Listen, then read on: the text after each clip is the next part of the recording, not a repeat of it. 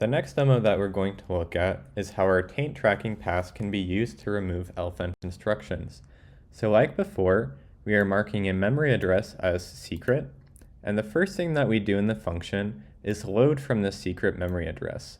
So since we're doing that, we are going to mark the secret value as tainted with our compiler pass.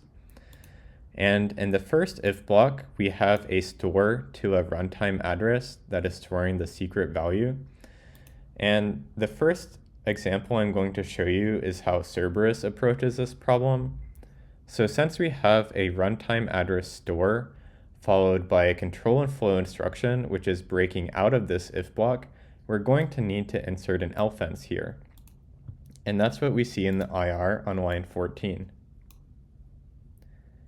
In the else block, we are not using the secret value or the secret address. Instead, we are storing at a runtime computed address, but we are using a public value that is untainted. And similarly, we have a control flow instruction that follows this runtime address store, so we will need to insert an LfenC between these. So for Cerberus, we see that the LfenC is inserted here on line 24. In this case, the comparison instruction is our transmitter instruction. And in our output, we can see that our taint tracking pass is marking instructions as secret. However, it is currently not being used in combination with the LfenC insertion. So that's why we still have two LfenCs. Now let's take a look at what happens when we run it with our method.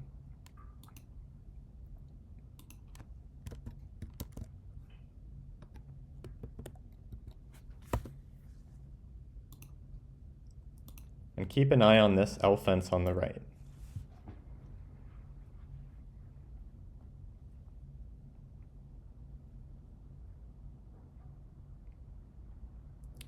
Okay, so as you saw, this LfenC on the right actually disappeared, and we only have one LfenC, which is up here.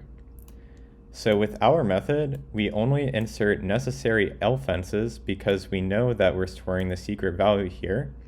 However, we know that the value that we're storing at this runtime address store is not tainted, so we do not need to insert this LfenC. As you can see here, there is no longer an LfenC on the right.